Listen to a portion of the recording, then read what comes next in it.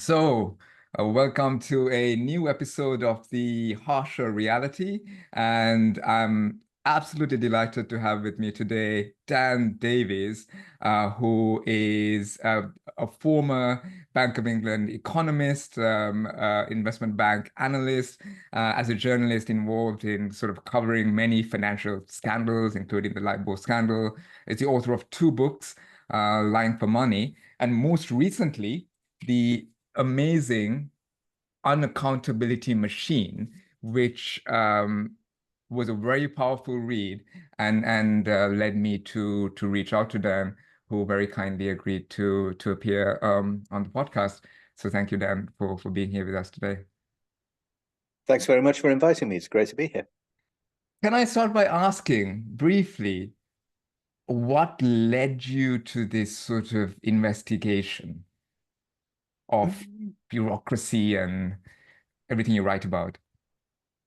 Yeah, I mean, it's kind of an interesting question because I started out writing a very different book from the one that ended up getting published. Okay. Because, ever since, the start of my career, which was way back in the 1990s when I was at the Bank of England, it kind of interested me that we have this thing in bureaucracies where people create structures to deflect individual accountability. Mm, So, I was there during the period of central bank independence. mm, So I was there, must have been 94 to 1999. mm, And at the beginning of that period, it was what they called the Ken and Eddie show, whereby every month the Chancellor and the Governor, who at mm, that time was Sir Eddie George, would have a meeting, and they would come out and they would say that they had decided interest rates, but it was the Chancellor, an elected politician, who made the decision of what everyone's mortgage rate was going to be that month. mm, And then from 1997, the Bank of England was given operational independence, mm. which was a huge step. This Yeah. is something that had previously been one of the core responsibilities of an elected government, and now it's been passed Mm, to an unelected central bank. And there's lots of reasons for that, but it did strike me as interesting that this had happened. mm, And then the bank developed the Monetary Policy Committee. mm, So now, within the space of a few years, you'd moved from one where there was an elected politician that you could vote against mm. to one where there's a committee that you've got absolutely no feedback from. You Yes. can protest about the Bank of England Monetary Policy Committee, but Mm, you can't you can't vote against the Bank of England mm, Monetary Policy Committee. And so, all through my career, I kind of kept an eye out for these things. And I felt like there's just a general trend yes. of people constructing structures and bureaucratic systems Yes. and arrangements of all sorts Mm, to obfuscate or to kind of break this connection between individuals and their accountability for the decisions they take. yes. And so, having kind of written my previous book on fraud, I thought, right, let's really look at this. Let's look at this as something that's going wrong in society. And I was going to write just a straightforward kind of polemic saying, isn't it bad? This is what's going wrong with our modern society, because I've reached the age now at which all old men start grumbling about how society's going to hell and things were much better when we were young. And my version of this was going to be to say, no one takes responsibility for anything anymore. Yes. Everyone's unaccountable, and this is a terrible thing, and they are bad people for doing it. Yes.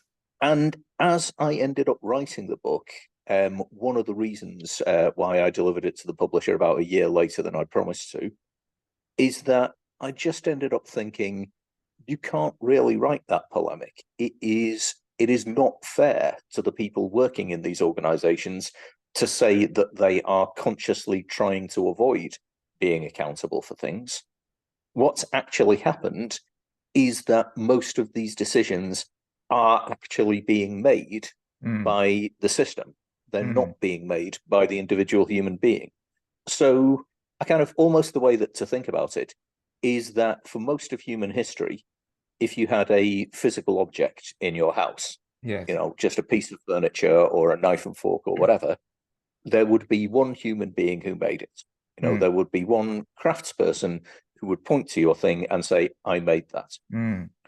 With the Industrial Revolution and the beginning of the factory system, Yes. you've no longer got that connection between the physical objects and the people. If someone's operating a stamping machine in a cutlery factory, they can't really point to your knife and fork and say, I made that, because they didn't. They operated the machine which made it, but that's not the same thing. Yes. And more recently, probably I would argue, not since, definitely later than the Second World War, and I would make a case that probably starting no earlier than the early 1970s, we've been industrializing decisions as well. We have been consciously and intentionally creating systems to take decisions for us, because everything has got so much more complicated that we actually now need industrial decision making in order to manage our industrial kind of production. And it's very interesting, the And sort so, of the disconnect from the Industrial Revolution. Even people like Marx, whatever yeah, his solutions may have been somewhat problematic, but yeah, his diagnosis of the disconnect between the worker and the product and the consumer was diagnosed as, yeah, as far as back as absolutely. He's noticing that something was going on. And it's sort of, in Marx, it's kind of the alienation of labor. exactly. But you have, I guess that's a good way to think about it. You have a similar alienation of management. If someone is basically the operator of a industrial decision-making machine, then yeah, it's completely understandable that they're not going to look at the output of that industrial decision-making machine Yes. and say, I decided that, because that's not the connection that they feel like they have to it anymore. Like you say, Harsha, it's like alienated labor. That kind of connection has been broken. And, this still isn't good. It still has bad effects, because breaking the connection between decision makers of any kind Yes. and the consequences of those decisions, is just very bad it's very bad for the overall quality of the decisions that get made, and it's very bad for the people involved in them. And But because when we think about this, it's sort of the question of unaccountability and bureaucracy. It's sort of so prevalent in all our lives in modern society. But when we start thinking, which is why I really think this is an amazing book, it's not easy to get a handle on it. It's a bit like what is the problem? So how should we characterize the problem in simple terms? Is it to say it's a question of big systems, in simple words, unaccountability, bureaucracy? How should we sort of say it in simple terms? What is the issue? personally, I think that this is actually an issue of feedback. It's Okay. an issue basically of the information architecture of these systems. Because what's bad about accountability, in my view, is not really just kind of having someone to kick around if something goes wrong. Sorry, you What's said what's bad about bad about accountability? Okay. sorry, I misspoke. What's bad about unaccountability Unaccountability. isn't really, the absence of someone to kick around or someone to kind of, put their picture on the front of a newspaper and, ritually shame them. Yeah. What's bad about unaccountability is that there's no way of communicating the results of the decisions. There's no way of communicating the consequences of the actions in such a way that they can feed back and become part of the information environment of the decision-making system. Yes. So I'm kind of talking in quite technical and abstract way here, but what I'm saying is that we break feedback loops in order to make our decisions more efficient, make our decision-making machines more efficient.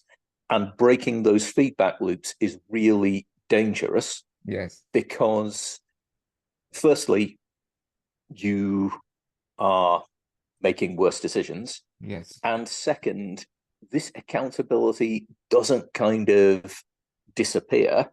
One of the key kind of concepts I use in the book is I call something an accountability sink. Yes, And that's absolutely. an arrangement whereby you're just redirecting all the negative feedback, into a safe place where it can just build up and be ignored. Yes. But it's a sink. It's like a cesspool. It For a long drains. time, you can just pour everything into the sink and into the sump Yeah. and ignore it. But then after a while, it's just going to burst, and you're suddenly going to get 10 years of accumulated garbage and negative feedback all at once. The example that I always end up using is Trump and Brexit Yeah. just being consequences of a whole load of society whose views were being ignored for decades.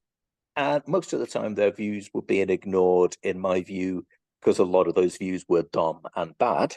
Mm.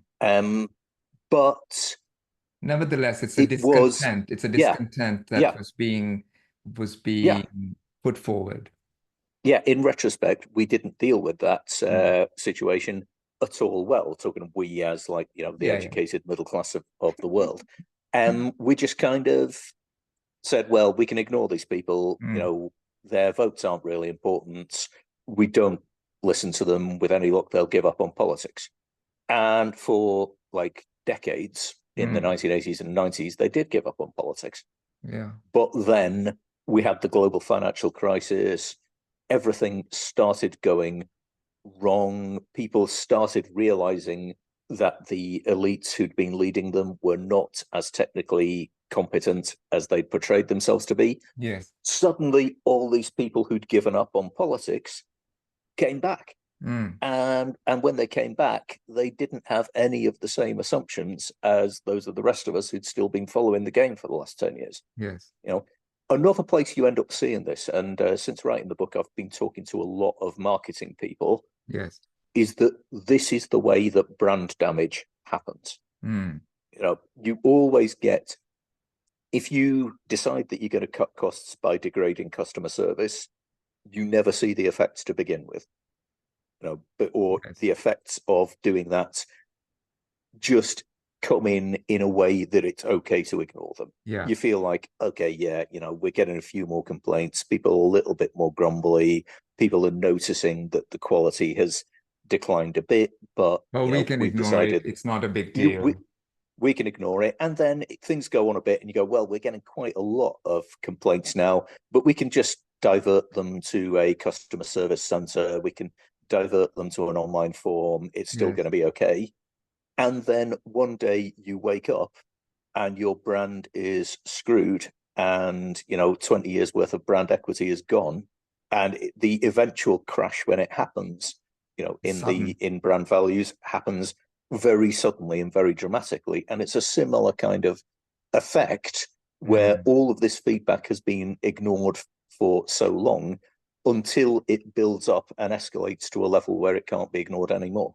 Yes, and Um, it's amazing that you mention. It's interesting that you mention branding and marketing because I discovered your work through. I'm sure you know the fantastic Rory Sutherland, oh, who what a tweeted guy. and Yeah, he tweeted with yeah, high praise actually, yeah, saying this is a great companion to Nassim Taleb's work, and I was like, order immediately. We get on to yeah, Taleb later. And it's interesting the resonance though that yeah, that you find this and one thing Rory says is if you give something a yeah. name, it Mm, helps to sort of bring it to the foreground. And I really love this the phrase accountability sink, maybe yeah, accountability cesspool, but I think sink is probably more appropriate. yeah, It really focuses the mind, giving this thing a name and what it is, and sort of also giving an inkling to the eventual outcome in terms of the yeah, sink and the accumulation of the gunk at the yeah, yeah, yeah. No, absolutely. Oh, thank you ever so much. But it's one of the great things about writing books is that you meet interesting people.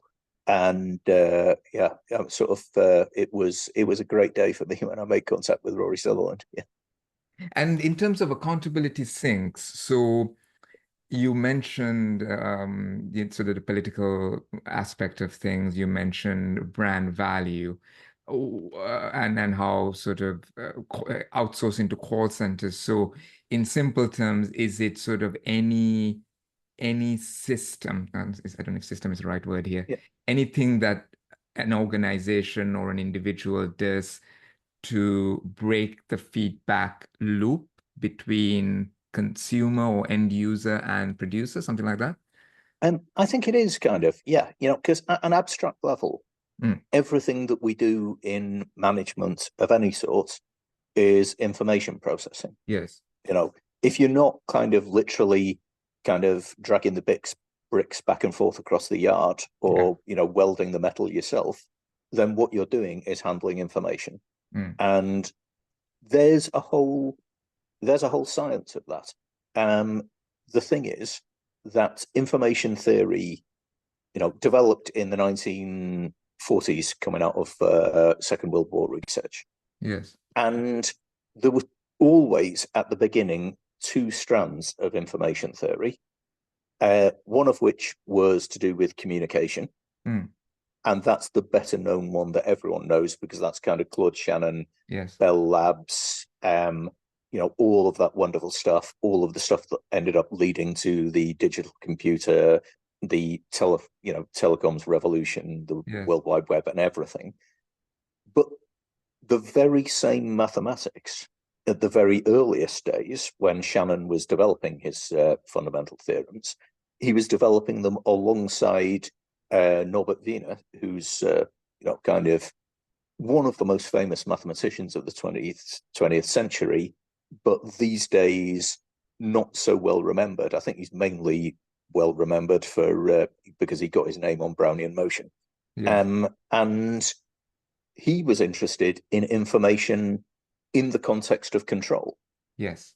And And this is cybernet because it's, I mean, yeah, to introduce and the word. exactly. This is what he called cybernetics. Yes. I, you know, I use the word quite a lot in the book Yes. because it's important to give credit to the kind of people who invented these things, and it's Yes. important to kind of situate these things historically. These days, talking to people and when I do consultancy work, I'm using the word cybernetics less purely because it's just acquired so much baggage, so much And cultural it's baggage. associated with less, correct me, it seems to me less human system Yeah, complexity and more with the technological sort of side. yeah, absolutely. At the end of the day, it's Cybermen, kind of silver robots with handles on their heads. It's cyber sex, it's cyberbullying. Yeah, yeah, yeah. If you come in here and say, well, actually, the theory, the mathematics of information theory and entropy as applied to the control of complex systems is called cybernetics. I Yeah. find you lose half your audience pretty quickly because half of them are thinking about sending text messages to their mistress, and the other Yeah, half yeah, yeah, are yeah, thinking yeah. about Doctor Who. But originally, this was cybernetics was information theory as applied to control, Mm, and to me, that's a really kind of interesting idea that's just always seems to be lost from management science and then always being rediscovered. Which is, if we start from this by saying, firstly, let's recognize that this is an information processing task, mm, massively different in complexity from what a computer program does, but basically it's the same thing that a mm. computer algorithm does because it's managing information. That's to begin with, it's quite an interesting insight to be when you're realizing that as a manager, your job is handling the information about the outside world and then translating it into actions and decisions kind of, from your outbox. So And a that's what key and a happens. key and a key point there, which you make in the book as well, is that the information, because the systems are so large, the systems we inhabit are so large, is in a sense, not in a sense, it is unquantifiable. So we are in this situation, or managers are in Mm, this situation where they have to deal with yeah. systems with unquantifiable levels of information and complexity. Yeah. And it's interesting. Actually, there's a quite nuanced point here, Asha, which is that it's unquantifiable practically. It's not intrinsically unquantifiable. No, exactly. Yeah. It's simply impossible to quantify. Yes. Because the reason I'm emphasizing that is that it's another kind of insight of realizing that this is information theory. You're saying, when you say I'm overloaded, I haven't got enough bandwidth to handle this. Yes. It sounds like terrible kind of management speak buzzwords, but it's literally true. Yeah. You know, it is exactly like trying to send, more information across a communication channel than the capacity of that channel. Yes. Is impossible for the exact same mathematical and physical reasons that the information capacity of a regulator or of a manager of any sort to handle too much environmental variety. Yes. But, as you say, the thing is that you can. I'm trying to formulate the right words. Take your time. Here. Take your time. In principle, yeah.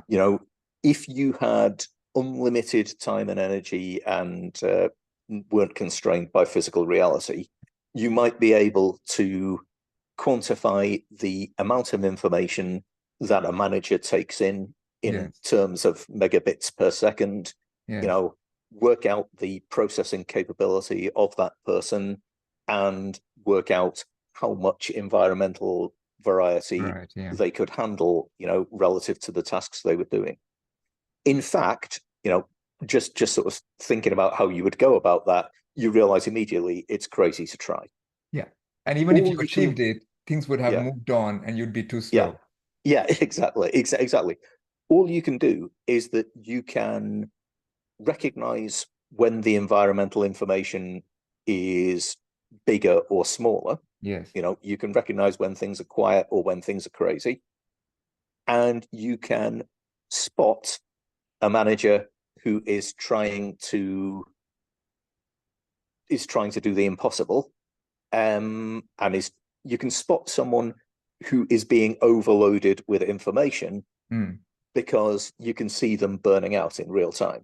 You can see them dropping things, you can see them going crazy, you can see them being unable to handle the flow of information that's going on.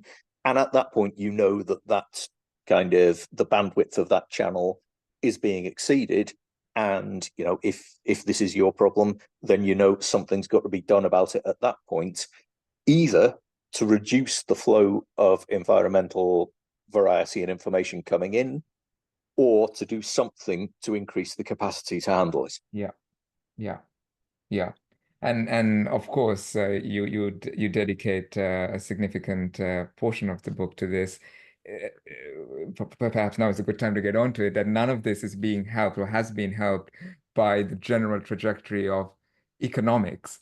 And you talk about the Ricardian Vice. So maybe now is a good point to introduce this, because it seems like our lives through the financialization of the world and the position of the field of economics within it over the past, I guess, 100 years, it presents a particular challenge. So maybe it's a bit more mature. Yeah, no, absolutely. So, if we kind of carry on from that kind of image that we had of someone who is overloaded with the variety, they've got too much information coming in. Yes. What they've got to do is literally make their situation manageable. So they've got to, there's only two ways that you can do this. You've got too much information coming in. You can increase your own capacity, which is difficult to do. It's expensive. One thing that I don't know if you've ever read Fred Brooks' The Mythical Man Month. No. One of the great insights of that book is just hiring more people doesn't actually solve your information problems, because you create communication difficulties, as the square of the number of people you employ. Yes. So, Fred Brooks's solution, the only way to get a late software project back on time is to throw things away, is to say that you're not going to do some things. Right. In the world that we live in, that's the way that we control environmental variety. We throw some of it away, and we choose what we're going to ignore when we make models. You know, Yes. We so limit we complexity. We narrow yeah, down to make things manageable in yeah. simple What terms. what we say is this world, outside that window is a crazy, chaotic place with huge amounts of information coming in. Yeah. I am going to create a mental object that is simpler. I am going to make decisions about my mental object Yes. and then apply them to the real world.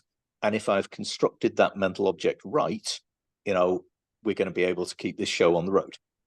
Yes. And one of the most powerful such mental objects is economics. Hmm. I'm going to say, I'm going to throw away almost all the information except price and quantity.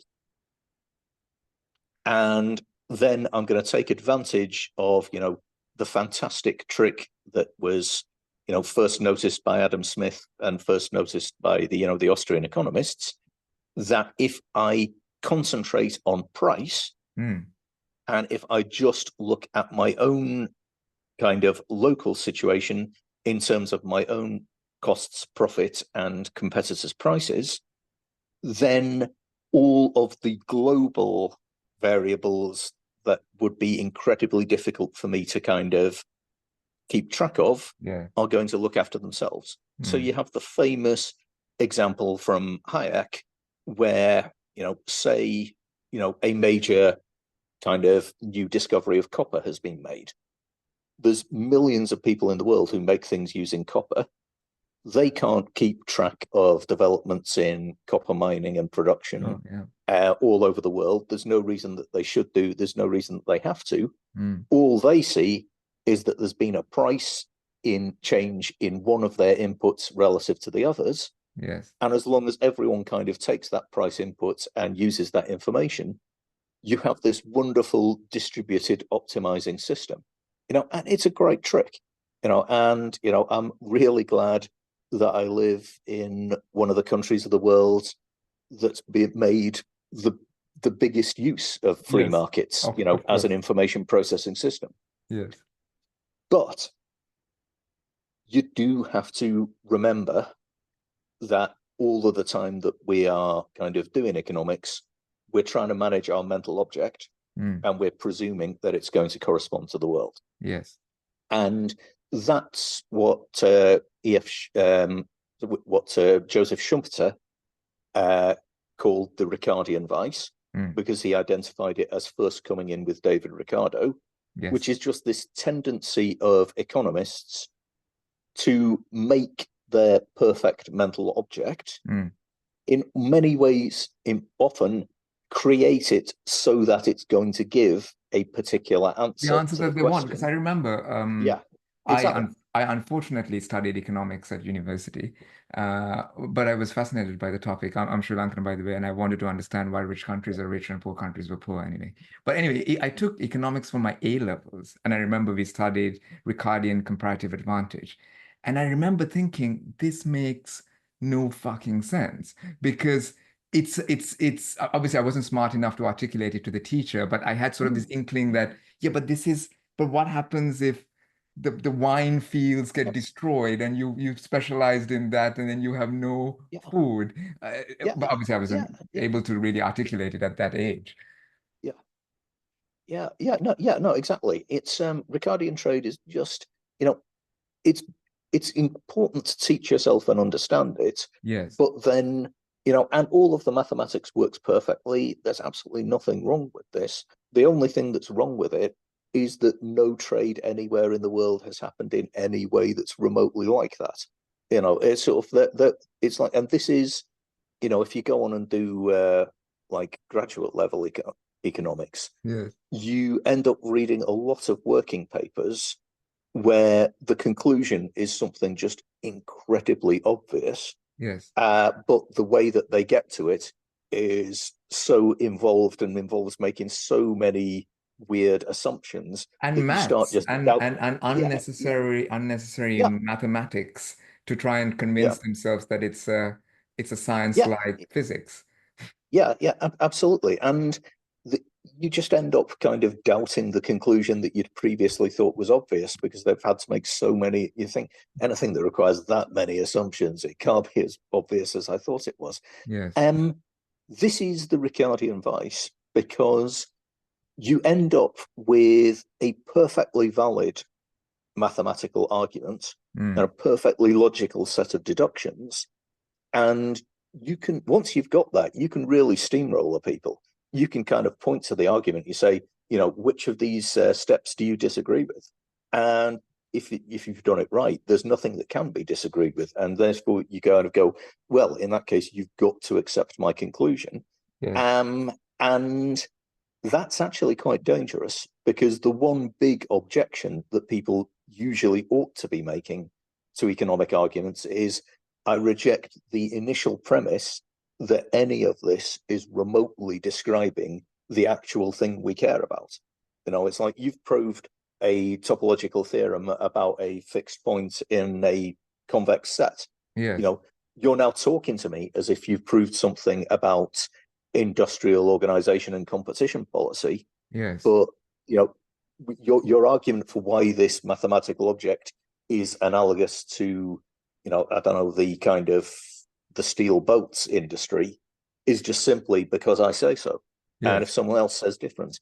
And this is why economics has some really big blind spots, of which marketing, advertising, huge industry, basically no economic theory worth speaking of. The actual economic, the theories of marketing and advertising that you will see in economics journals are just literally embarrassing.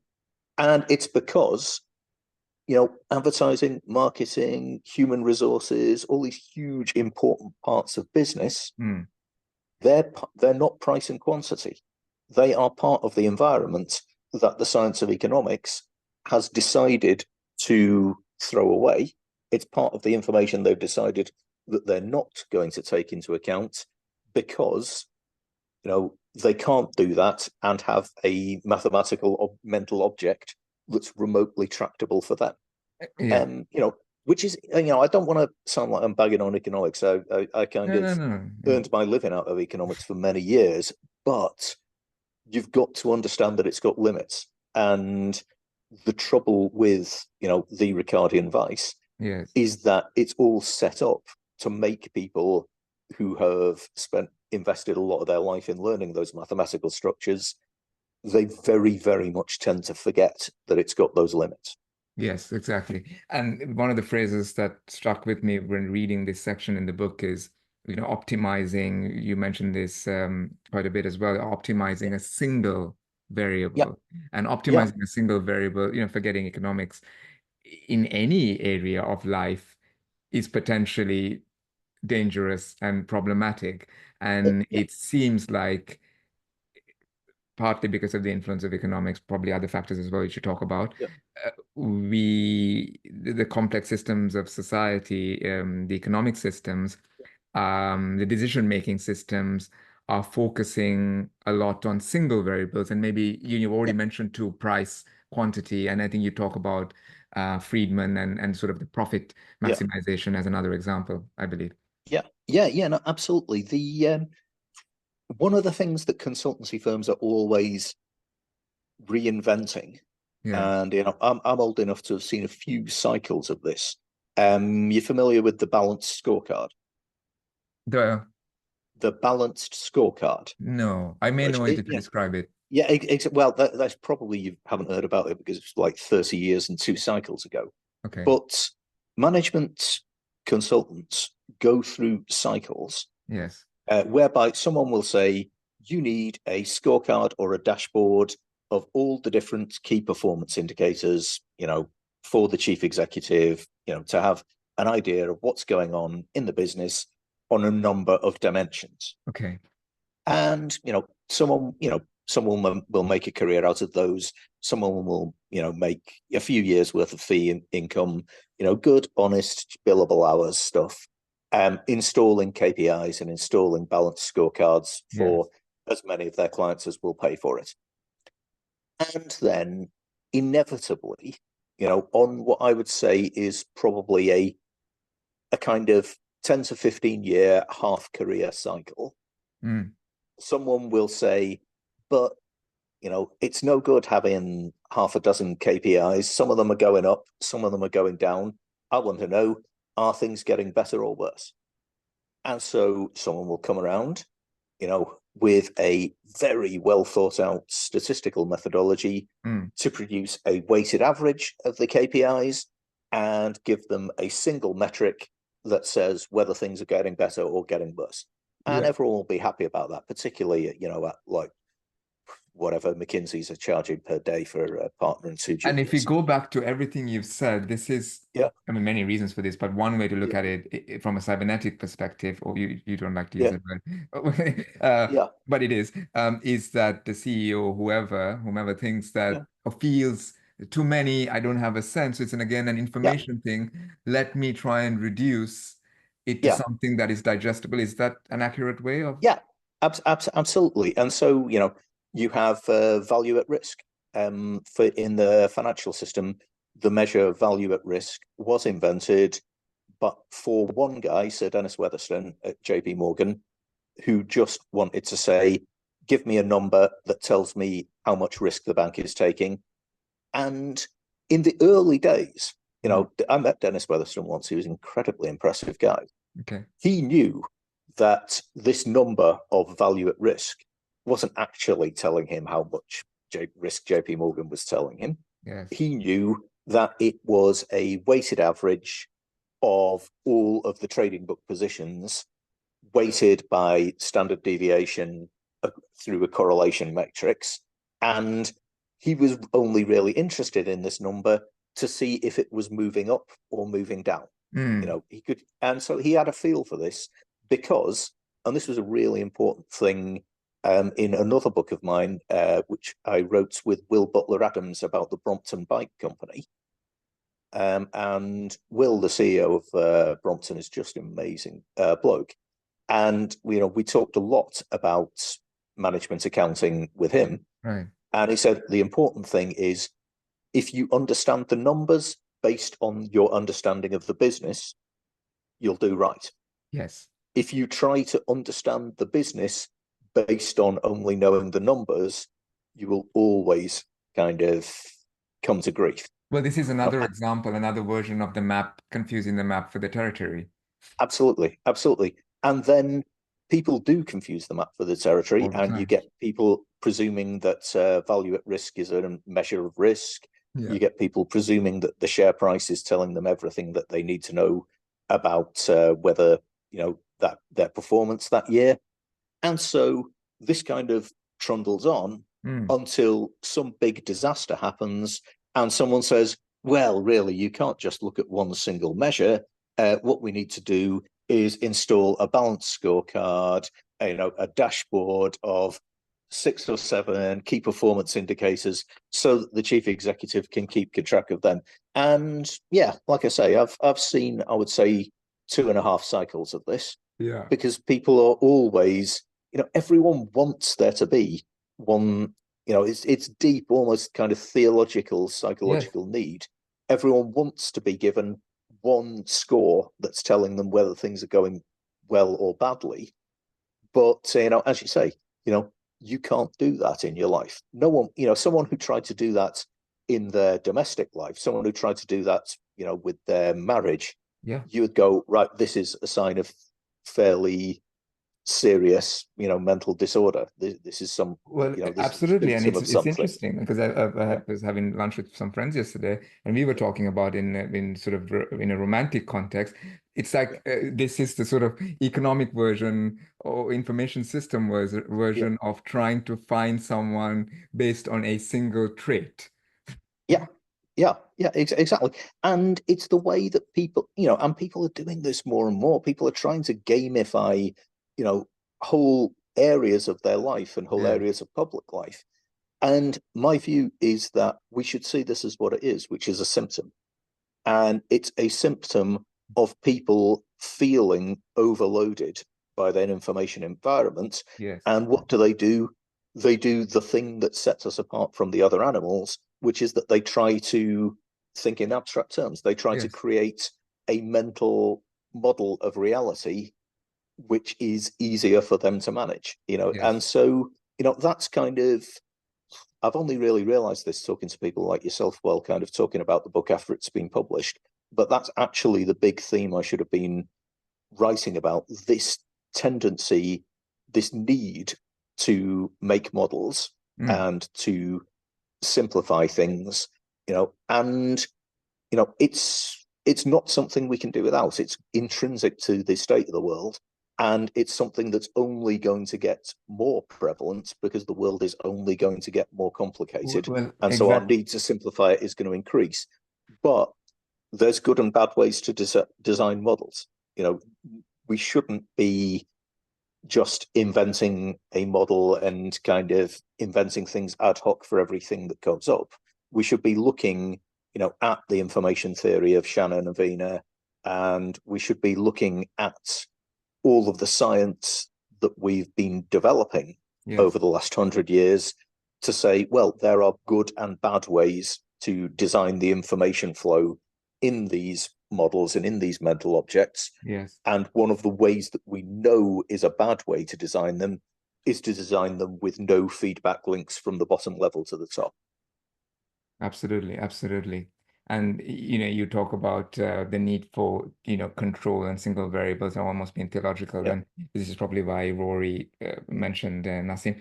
And so I'm sure you read Anti-Fragile. You mentioned skin in the game in the book. Anti-fragile systems and sort of if you use that sort of the language, a lot of what's happening is fragilizing systems by trying to control them into narrow ways when the idea should be because of the inherent complexity of systems is to make them anti-fragile, I guess is one way of characterizing it. No, absolutely. And I'm a Taleb fan from way back. I bought the first edition of Fooled by Randomness because it was in a bookshop kind of near to the place where I worked, and I thought that looks interesting. And it's very interesting that Rory Sutherland and Nassim Taleb are so like that, because you can come at the same problem from a very mathematical approach. Yes. And just thinking about fact-tailed distributions and thinking about how the significance of things which are censored from the sort of central distribution, and thinking about systems that are built around central cases and around assumptions of actuarially well-behaved randomness and variability. Or you can come at the same problem by just starting from the point of view that creativity is is itself kind of the fundamental. And if you start by thinking about creativity, you're always thinking outside of that center of the distribution, because if you want to come up with creative solutions, which we'd all like to do that, but if you're working in advertising and marketing, you actually have to do it. That's the job. You're always then got that intuitive understanding that what actually matters in the world is the things outside the normal range of operation. Because if something's for all of the normal cases, you can build a machine.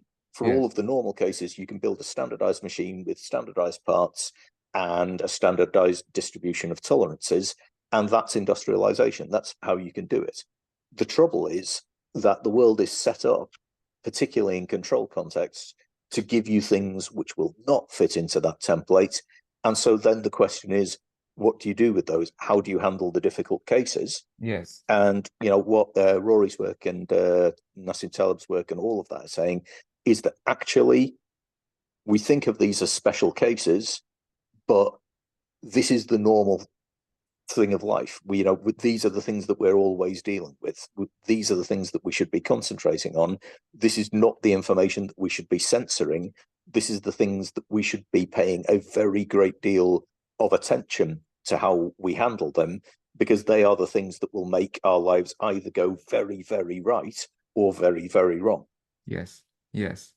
And in terms of, how do we even try to do something to make this better, we meaning as a collective, society, I guess. You we haven't gone too much into detail about Friedman and sort of with debt and the sort of the debt Yep. swamp, but maybe this is a good Yep. moment because Yep. what you, in terms of what to do, is one of the key things you identify is this obsession with leverage, which comes from the 80s, and the whole world is Yep. leveraged as we know today, Yep. obviously, and how this swarms signals, and you particularly identify correctly, I think, private equity in the sort of lineage of causing this problem, Yep. and sort of the removing of the debt burden. Correct me if I'm misrepresenting here, as a way of sort of allowing signals to emerge within corporations as a key. Yep. Yeah, no, absolutely. It's again, I think the important thing, as an educated, the consensus of the educated middle class is a very powerful thing. Yeah. It changes the world more than anything else does. And the idea that I'd like to bring into that consensus is this one that we should think of things as information problems. Because Yes. as I say in the book, and as you mentioned there, the thing about debt at the personal, corporate, or even sovereign level Yes. is that it becomes a signal that swamps anything else. Yes. And the thing is, if you are a completely equity financed company, Yes. then you can do more or less what you want. You have to cover your costs, but you can pay attention to anything. You can make all your own choices. When you take on debt, you take on a new constraint. So you have to now make the payments on that debt, because if you don't, then the company won't exist anymore. What the leverage buyout guys kind of realized is that a very indebted company can't pay attention to anything other than generating enough cash flow to service the Stay debt. alive, yeah. And as a result, you might kind of start off thinking, I want a company that's going to focus on shareholder value, which is a perfectly fine thing to want.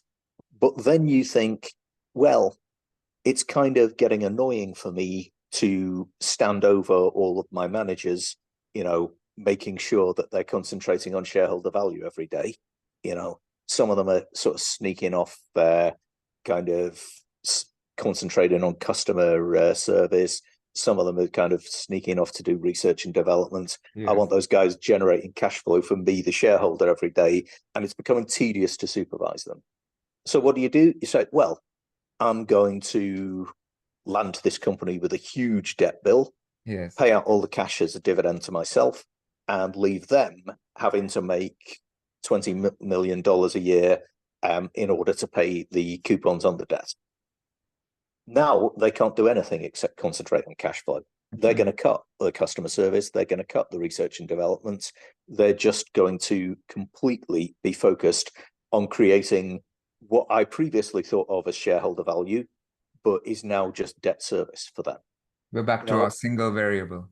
Exactly. So I've made them focus on that by using this technology. I've brought something into my mental object, which is a contract that destroys the company and causes huge inconvenience to the management unless they generate that much cash flow. Which is all good, but it's like we were talking about, all the things that Nassim and Rory have emphasized, as you said there, you've made the system fragile now.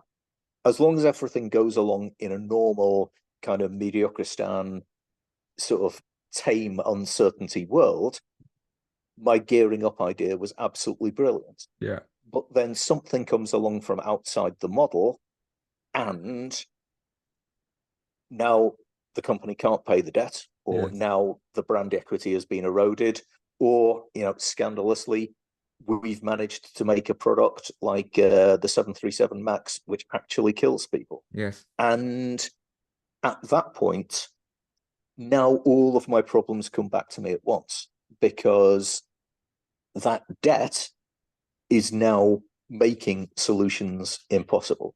Yes. So, it's not exactly, I'm not going to claim huge amount of originality or precedence on the idea that the rigidities brought into the economy by the overuse of debt at all levels, this is a bad thing. You can reach that conclusion from so many So many, but points it's of view. powerful. It's I you mean, know, it's David Graeber reached it by starting from social anthropology. well, exactly.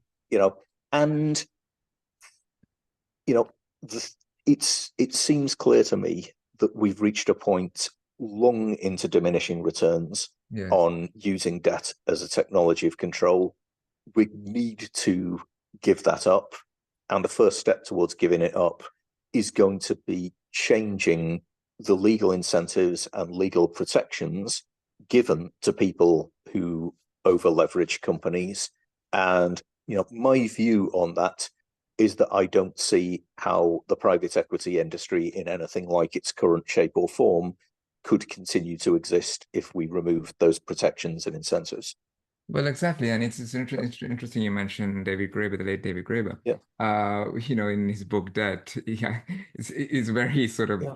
hard-hitting. So Yeah. it is true in a way. He compares it to slavery, and he goes through the accounts of Yeah. historic, and then if you think about what you're saying now, Yeah. and it goes back to sort of feedback and accountability in a sense, because Yeah. if you have a sort of limited liability corporation, and we know Adam Smith himself was sort of not a big fan of the joint stock company, and Taleb wrote Skin in the Game, which is Yeah. all about securing downside. So it's a theme that, in a sense, is Yeah. has been around and is very so. The solution is, well, not a solution to everything, Yeah. but in this particular aspect, it's kind of fairly straightforward. The question then is, where is the will, Yeah. and what are the vested interests that can Yeah. allow it to happen or not happen? I mean, that's no Yeah. one knows Yeah. No, exactly. it's tricky, but the important thing is to understand that this is what we're doing. So, when we introduce limited liability, Yes, that really is breaking a feedback link. yes, It's right there in the name of the thing. And we wanted to break that feedback link because we wanted to have, the savings of the middle class invested in industrial capital. yes. And so, I mean, specifically, it was in the 1820s in the USA, the first really big use of limited liability joint stock corporations. We wanted to build railways, and there And so is not, of course, with all things, there yeah, was a positive intent yeah, and a practical use for the yeah, structure. yeah, absolutely. Because you don't want feedback on the performance of a railway halfway across California coming back to, a widow's pension in Rhode Island. There's Absolutely. nothing that she can do about it. Yes. But we kind of seem to have lost the idea that this was a piece of engineering we were doing. This Yeah. was a piece of telecoms engineering, effectively. It was we were designing the flow of control and information. But then someone comes along and says, well, I'm going to have a master trust structure which feeds into an LLP, which feeds into a portfolio company, which then has a holding company. Mm. And they're going to say, well, and each one of those is a joint stock company or its equivalents. Each one of those has limited liability protection because that's the way the law was drawn up. No one's kind of come around and said, hang on, actually, as an engineering decision, does that make any sense? Mm. Do we actually want to have the feedback and the flow of information and control and the flow of kind of consequences? Do we want to have it designed in that way? Do we want to create so many safety valves? I think in the case of some of these things, the answer is clearly no. Mm. But the thing that's more important to me is that we just seem to have lost sight of the fact that that is what we're doing when we allow for these structures.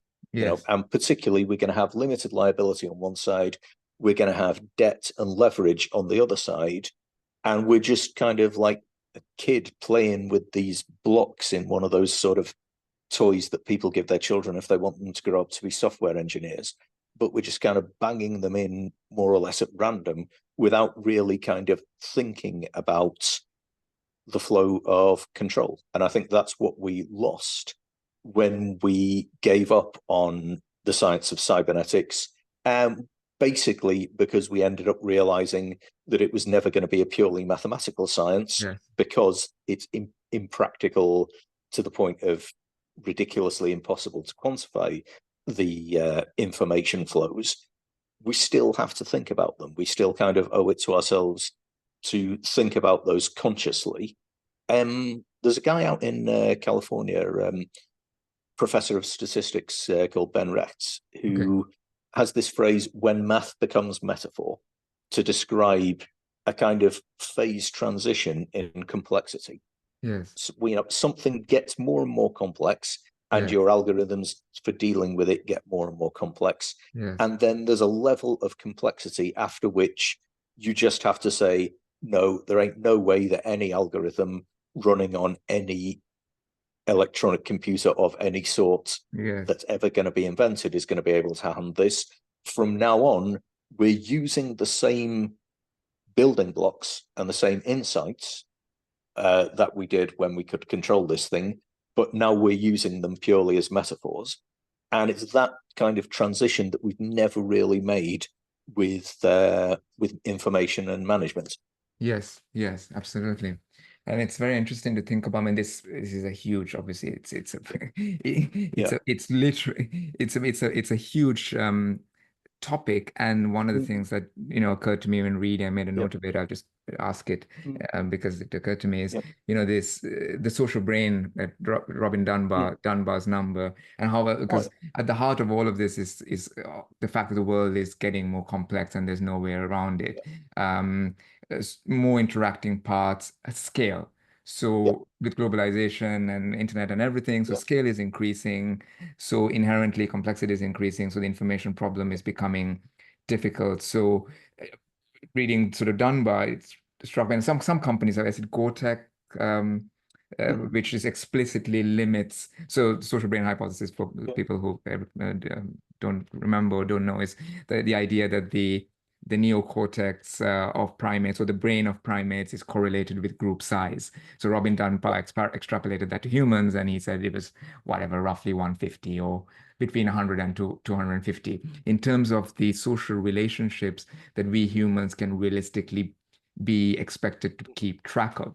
So why am I bringing this out is to ask you, is there something about scale and limiting scale to components that nevertheless need to interact from a cybernetic perspective that is somehow relevant to the discussion, or Yeah, maybe not? yeah, yeah. No, I think so because it comes back to this kind of idea of consciously designing things Yes. for the information that they have to process.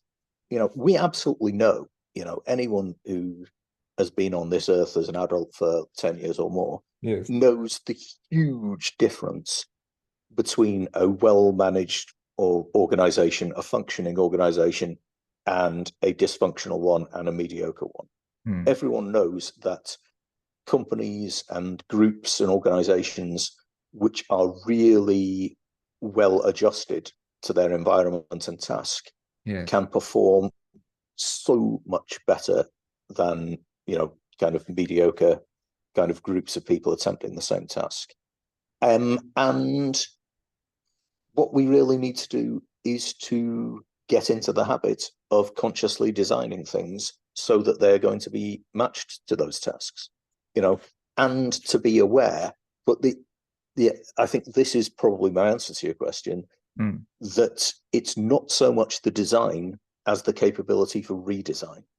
Hmm. What we need is to be able to design, designing an organization for one task Hmm. could be quite easy to do.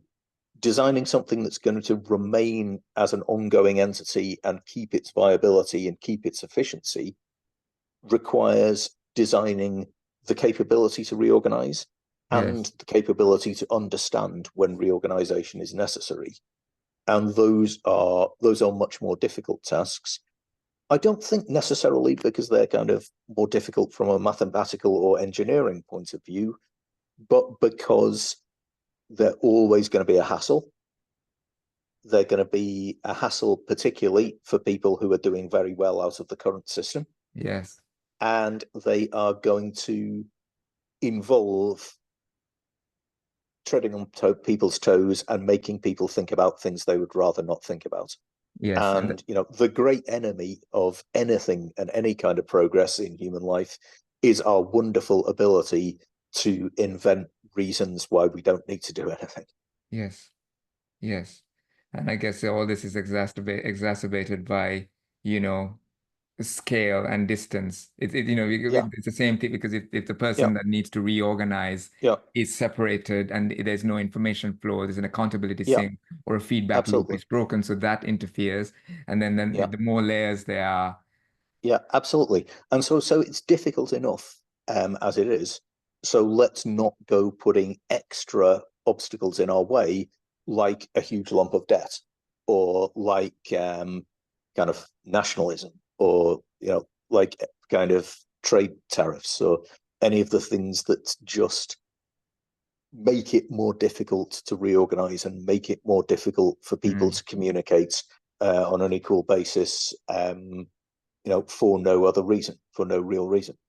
We've been talking for it's just coming up to an hour mark, Dan. So Yeah, I will ask you, if maybe it's a difficult question, but for, I say, the average person, there's no such thing as the average person. yeah. If we ignore a person's vocation and that sort of thing, obviously different people have different impacts on the world. Would there be some suggestion you would make to anyone, any adult, to me, to anyone who's involved in the world or living in the world, in terms of dealing with the situation? Any piece of, any comment or advice? No, maybe advice is a bad word, but you see what I'm saying. I mean, I think my only advice to everyone in the world is try and learn a little bit of mathematics. Okay. You will be surprised at what it does to your brain. It is, because mathematics is really only a formalization of human beings' ability to think logically. There are so many people who I meet in my everyday life who claim not to be able to do maths, and yet they think in abstract concepts. They have strong kind of ability to do logical reasoning, and Yes. all I can assume is that they had a bad maths teacher when they were a kid, Yes. because there's unfortunately, well, it's not so much that there are lots of bad maths teachers. It's that our system of exams incentivizes teaching of mathematics in a really bad way, in my Yes. view. But yeah, no, I think that's my advice to everyone. Um, try, try it, and even if you find it extremely boring and painful, as God knows I do, just the knowledge that you can do a little bit of mathematics and the feeling of applying your brain to an abstract problem, it makes a huge difference to people's lives. So yeah, no, that's my advice to everyone. Everyone should learn a bit more maths. Excellent. Dan Davies, thank you so much. I don't have any advice, only a suggestion that the Unaccountability Machine is a must read. Dan, thank you so much for taking the time. It's been a And real pleasure. I've Thank you learned a very much lot, for and inviting me. thanks again. Thank you. Okay. Goodbye. Bye-bye.